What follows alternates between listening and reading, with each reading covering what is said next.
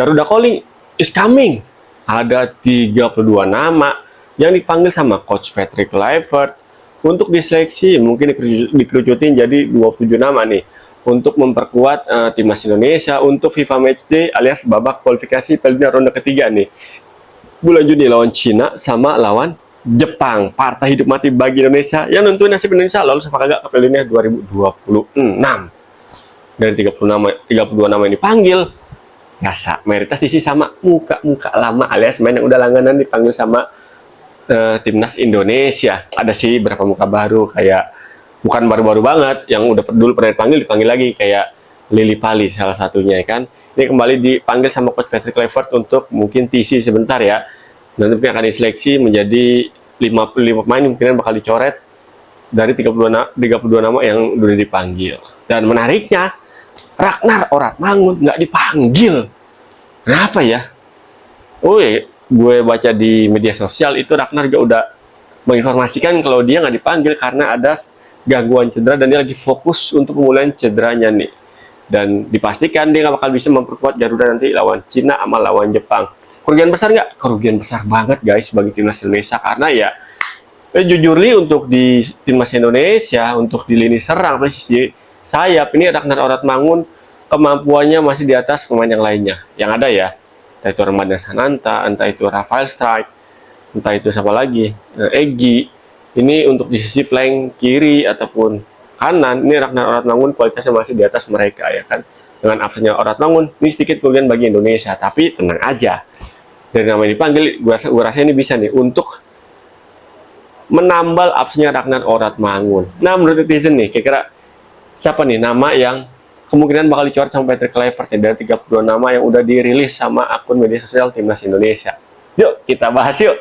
Ya kalau menurut gue sih ya, dari 32 nama yang dipanggil, kemungkinan besar prediksi gue yang nggak bakal dicoret dari nama yang udah dirilis, pemain belakang, pemain tengah kayaknya nggak bakal ada dicoret nih. Dari kiper kita mulai, kiper ada 5 kiper yang dipanggil nih untuk TC nih, ada Hernando Ari, Martin Paes, Reza Arya, Emil Audero, dan Nadeo Agrawinata. Dari 5 nama ini kemungkinan 2 nama bakal dicoret. Ya prediksi gue sih bakal dicoret adalah Reza Arya sama Hernando Ari. Ya karena apa? Hernando Ari ya lagi performanya ya suka nggak suka nih lagi menurun di Persebaya. Dan di beberapa pertandingan terakhir Persebaya, Hernando Ari itu menjadi cadangan alias jadi kiper pelapis. Menurut gue sih sayang banget ya Hernando Ari ketika udah musim mau masuk peak matchnya nih, sayang banget Hernando Ari performanya malah nurun, dan ini juga bisa berdampak bagi kesempatan Hernando Ari untuk memperkuat timnas Indonesia.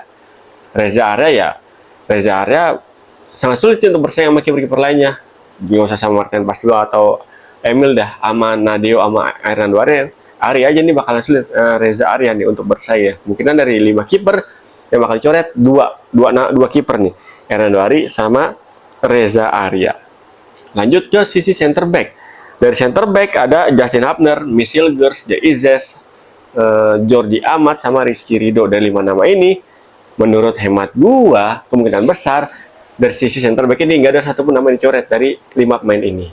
Karena apa ya? Karena emang dengan pola 3 back sejajar atau 4 back sejajar, 5 nama ini ya benar-benar sangat dibutuhkan, baik itu sebagai starting lineup ataupun sebagai pelapis, dan performanya di klub masing-masing ini juga cukup oke ya, dan rata-rata jam bermainnya di klubnya masing-masing ini banyak. Justin Hubner lumayan banyak bersama klubnya Wolverhampton, kelompok umur ya. Terus juga Jordi Amat sama JDT juga cukup banyak jam bermainnya. Jay Izes sekarang jadi kapten di Venezia dan lagi berjuang untuk menarik Venezia dari zona merah alias zona degradasi. Michel Gers juga habis pulih dari cedera, udah mulai OTW ke performa terbaiknya. Rizky Ridho bersama Persija, biarpun ngasih turun naik performanya, tapi Rizky Ridho bisa dong cukup stabil lah performanya di BRI Liga 1. Menurut gue itu dia, makanya dari sisi center back ini kemungkinan nggak bakal ada dicoret nama-namanya. Dari center back, yuk kita geser yuk ke posisi lainnya. Nah, sayap kiri menarik banget nih persaingannya menurut gue ya. Sangat-sangat ketat ya kan. Sangat-sangat luar biasa banget, dan gue yakin banget nih Patrick Kluivert bakalan sulit untuk memilih siapa nih kira-kira yang bakal dicoret. Karena ada nama Sain Patinama, Yance Sayuri yang lagi on fire banget bersama Malta United, bahkan di pertandingan terakhir BRI Liga 1 bukan 3-3, Yance Sauri bikin hat trick guys. Bayangin seorang pemain yang posisinya aslinya adalah fullback kiri, kadang bisa menjadi flank kiri, ini bisa hat trick di partai krusial di penghujung musim ini nih kan. Ini luar biasa banget performa Yance Sauri. Terus juga ada Pratama Arhan, ada Calvin Verdong, dan satu lagi ada Dean James. Nah, menurut kalian siapa nih kira-kira yang kemungkinan bakal dicoret? Kalau menurut gua sih ya, dari segi nama-nama ini, dari 5 nama sisi back kiri nih, gue prediksi Pratama Arhan yang bakal dicoret. Karena apa ya?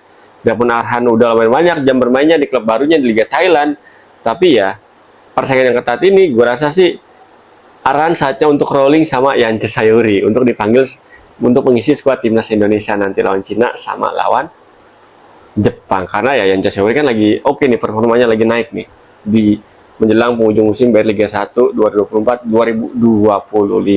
Selain itu juga Yance Sauri dari segi jelajah di sisi kanan pertahanan lawan, dia jauh lebih agresif dan dia juga cukup lihai dalam membaca ruang-ruang kosong di daerah kotak penalti lawan. Mana aja tuh lawan terakhirnya Maluku United yang menang 5-1 5-0 tuh ya.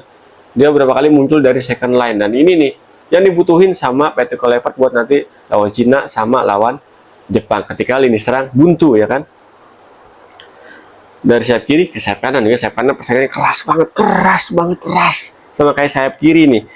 Ada Jakob Sauri juga tentunya, ada Kevin Dix, ada Asnawi Mangkualam, ada Sandy Walsh, dan ada Eliano Reinders. Yuk kita bacain satu-satu ya kan.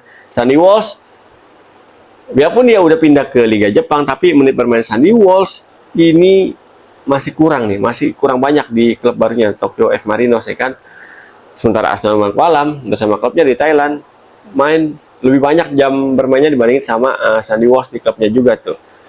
Kevin Dix yang masih dalam recovery cedera, ya semoga aja sebelum nanti match day ya, 2-3 hari sebelum match day mudah-mudahan udah pulih cedera dan bisa bergabung sama skuad timnas Indonesia. Kalau bisa bergabung, kerugian besar bagi Indonesia.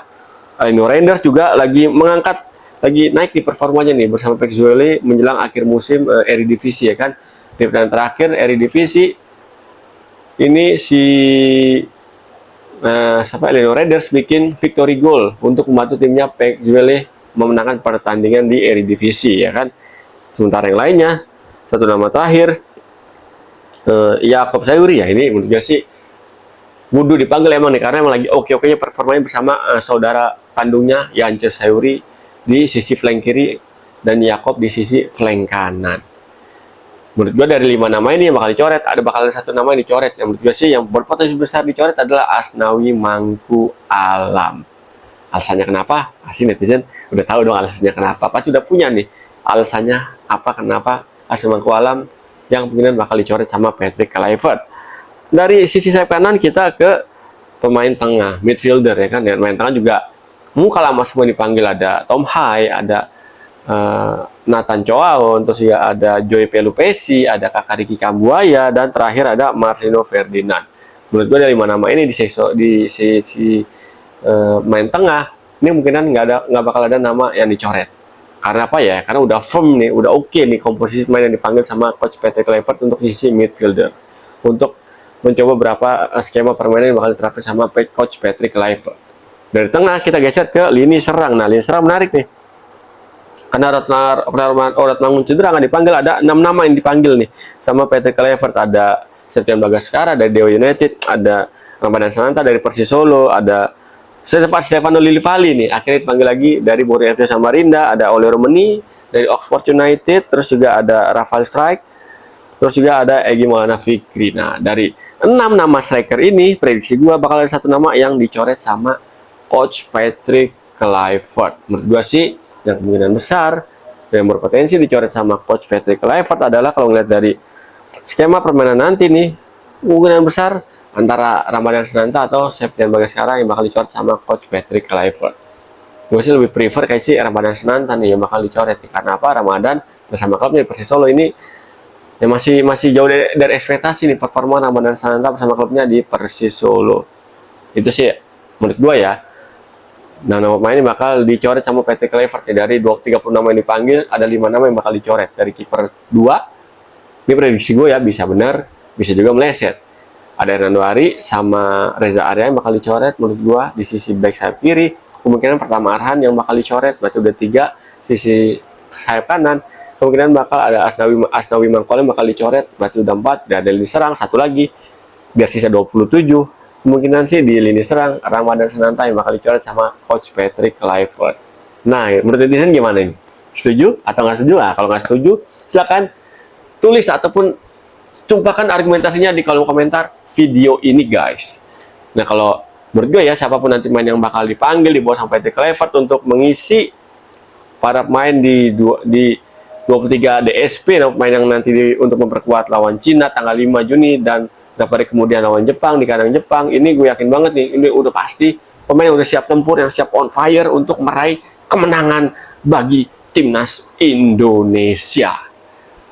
Siapapun nanti yang dicoret ya netizen jangan kecewa, karena ini udah pasti udah penuh perhitungan matang dari Patrick Kluivert, Alex Pastur, Daniel Anzat, dan tim kepelatihan lainnya. Yang penting mah kita sebagai penonton ya dukung aja udah perjuangan timnas Indonesia untuk meraih poin maksimal, 6 poin maksimalnya di sisa 2 pertandingan, biarpun agak sulit lawan Jepang, tapi kita harus optimis dulu.